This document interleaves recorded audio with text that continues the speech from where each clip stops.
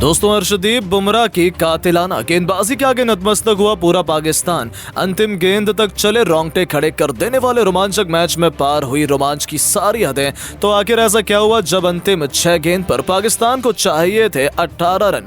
मुश्किल में थी टीम इंडिया। आखिर कैसे अपनी खौफनाक गेंदबाजी से भारतीय गेंदबाजों ने पाकिस्तान के जबड़े से छीन ली जीत और न्यूयॉर्क में लहरा दिया हिंदुस्तान का तिरंगा।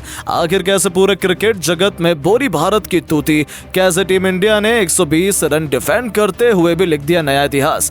इस रोमांचक मुकाबले की दिलों की धड़कनें बढ़ा देने वाली पूरी हाईलाइट का वीडियो हम आपको दिखाएंगे, तो हमारे साथ अंत तक बने रहिएगा। लेकिन उससे पहले आपको क्या लगता है कि अर्शदीप बुमराह और पंत में कौन है इस जीत का सबसे बड़ा हीरो? अपनी राय नीचे कमेंट करके जरूर बताइएगा। दोस्तों, महीनों के इंतजार के बाद वो घड़ी आ चुकी है जिसका पूरे क्रिकेट जगत को बेसब्री से इंतजार था।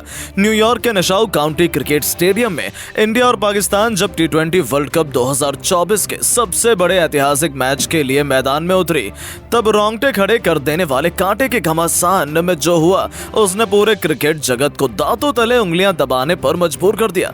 हालांकि समय पर तो मैच शुरू नहीं हो पाया, लेकिन बारिश की वजह से हुई देरी के बाद टॉस के लिए जब सिक्का उछाला गया, तब किस्मत आज के दिन बाबर आजम के साथ थी। उन्होंने टॉस जीतकर हिंदुस्तान को पहले बल्लेबाजी करने का न्योता दिया, लेकिन किसी ने सपने में भी नहीं सोचा था कि पाकिस्तान के गेंदबाज अपनी आग उगलती हुई गेंदबाजी से कुछ ऐसा कर जाएंगे कि पूरा हिंदुस्तान कुछ पल के लिए सदमे में आ जाएगा। दोस्तों, भारतीय टीम की तरफ से टीम इंडिया के दो सबसे बड़े धुरंधर कप्तान रोहित शर्मा के साथ किंग कोहली विराट कोहली की खतरनाक जोड़ी ओपनिंग करने के लिए आई थी। कप्तान हिटमैन ने अपने पहले ओवर की तीसरी गेंद पर ही शाहीन अफरीदी को तारामंडल के दर्शन कराते हुए तूफानी छक्के से अपना खाता खोला। दूसरी तरफ किंग कोहली ने भी दूसरा ओवर लेकर आए नसीम शाह की पहली गेंद पर उनका स्वागत कवर को चीरते हुए करारा चौका जड़कर किया था। इन दोनों की विस्फोटक शुरुआत मिल चुकी थी। ऐसा लगा था कि आज तो ये दोनों पाकिस्तान को अकेले धज्जियां उड़ाकर रख देंगे, लेकिन उसके बाद जो हुआ उसे पूरा हिंदुस्तान कभी भी नहीं भूल पाएगा। जी हां दोस्तों, महज तीसरी ही गेंद पर ईंट का जवाब पत्थर से देते हुए नसीम शाह ने विराट को अपने जाल में फंसा लिया, या कहें विराट गलती कर बैठे। एक बार फिर चौका लगाने के चक्कर में उनका आसान सा कैच उस्मान खान ने लपका और किंग कोहली 3 गेंद पर केवल 4 रन बनाकर पवेलियन लौट गए। उनके रूप में पहला झटका टीम इंडिया को लगा। अब नंबर 3 के पायदान पर बल्लेबाजी करने के लिए ऋषभ पंत को भेजा गया था। दूसरी तरफ कप्तान रोहित खतरनाक फॉर्म में नजर आ रहे थे, लेकिन गरीबी में आटा गीला। विराट के विकेट से भारतीय टीम उबर भी नहीं पाई थी कि तीसरे ओवर में शाहीन अफरीदी ने रोहित शर्मा का शिकार कर टीम इंडिया की कमर ही तोड़ दी। जी हां दोस्तों, इस बार भी रोहित ने अफरीदी के खिलाफ कुछ इसी अंदाज में छक्का लगाना चाहा, लेकिन वो केवल बाउंड्री पर फील्डर को ढूंढ पाए और अचानक से भारत के दोनों ओपनर वापस जा चुके थे। जहां कप्तान रोहित भी 12 गेंद पर एक चौके और एक छक्के की बदौलत केवल 13 रन बना पाए। 3 ओवर में 20 रन बनाकर टीम इंडिया ने अपने 2 सबसे बड़े खिलाड़ी गंवा दिए थे। अब ऋषभ पंत के साथ अक्षर पटेल मोर्चा संभालने के लिए आए थे, जो बेहद फूंक फूंक कर कदम रख रहे थे। यहां से किसी एक खिलाड़ी को समझदारी से टिककर बैटिंग करने की जरूरत थी, पर 5वें ओवर में ही शाहीन अफरीदी के खिलाफ अक्षर ने जरूर खतरनाक अप्रोच अपनाते हुए एक चौका और एक खतरनाक छक्का जड़ दिया। तो पावर प्ले की अंतिम ओवर में भी ऋषभ पंत ने अपना अतरंगी दिखाते हुए आमिर की बेदर्दी से पिटाई कर दी। बेहतरीन चौके लगाए और 6 ओवर में टीम इंडिया को 50 रनों तक 2 विकेट के नुकसान पर पहुंचा दिया।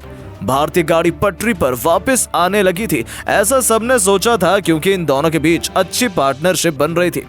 पहली बार पाकिस्तानी खेमे में हलचल और टेंशन देखी गई, लेकिन दोस्तों, क्रिकेट तभी तो अनिश्चितताओं का खेल माना जाता है।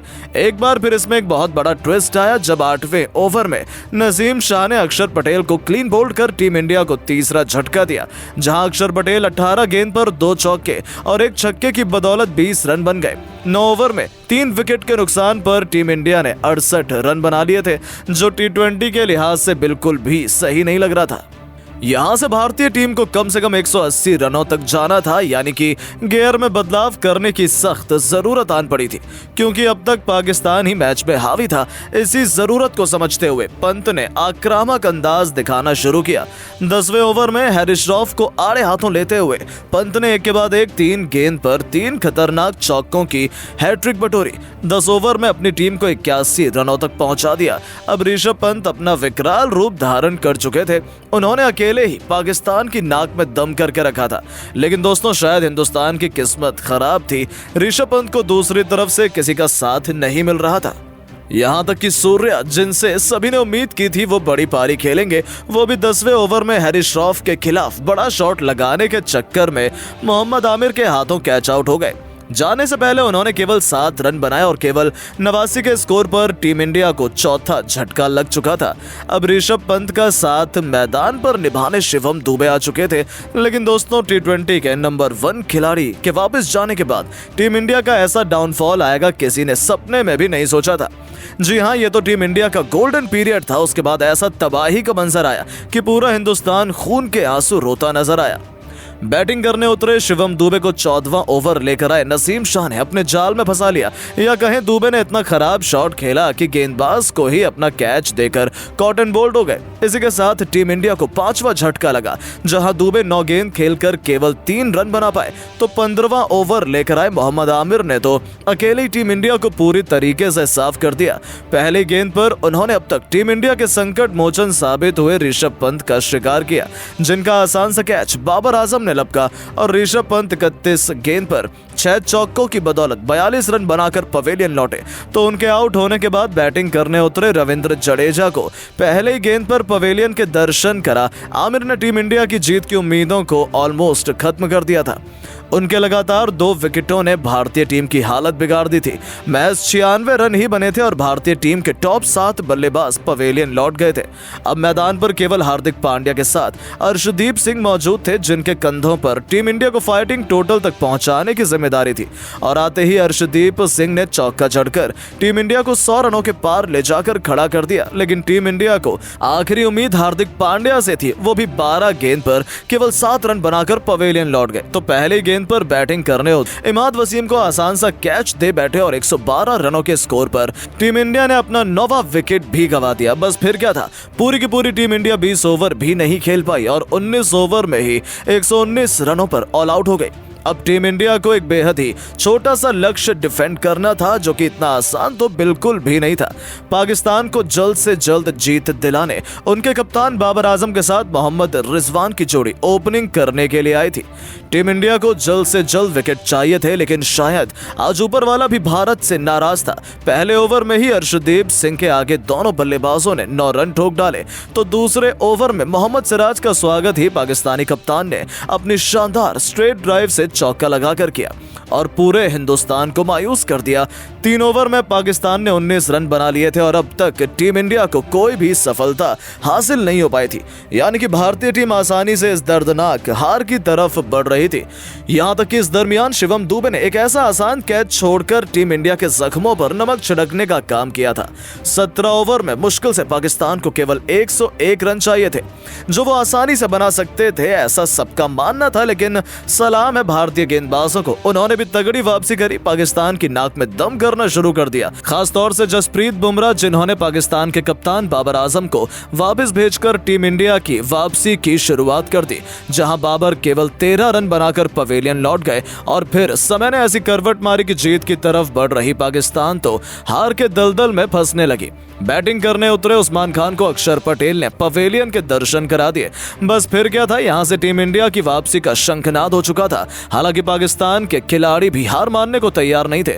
फखर जमान और रिजवान डट कर बल्लेबाजी कर रहे थे, लेकिन हार्दिक पांड्या के आगे फखर जमान की एक न चली तो मैच में असली ट्विस्ट तो उस समय आया जब जसप्रीत बुमराह ने सबसे बड़ी मछली मोहम्मद रिजवान को क्लीन बोल्ड कर पाकिस्तान की कमर तोड़ कर रख दी। जी हां दोस्तों, जैसे ही रिजवान 44 गेंद में 31 रन बनाकर वापस गए, यहां से टीम इंडिया ने मैच में अपना शिकंजा कसना शुरू कर दिया। जब रिजवान आउट हुए उस वक्त पाकिस्तान 80 रन बना चुकी थी, लेकिन उसके बाद तो पाकिस्तान के लिए एक रन बनाना मुश्किल हो गया। 88 रन ही बने थे कि शादाब खान को भी हार्दिक पांड्या ने पवेलियन की राह दिखा दी। तो पाकिस्तान की जीत की आखिरी उम्मीद इफ्तिखार अहमद 5 रन ही बना पाए थे कि जसप्रीत बुमराह ने उन्हें पवेलियन भेजकर पाकिस्तान के जबड़े से जीत को छीनने की तैयारी कर ली।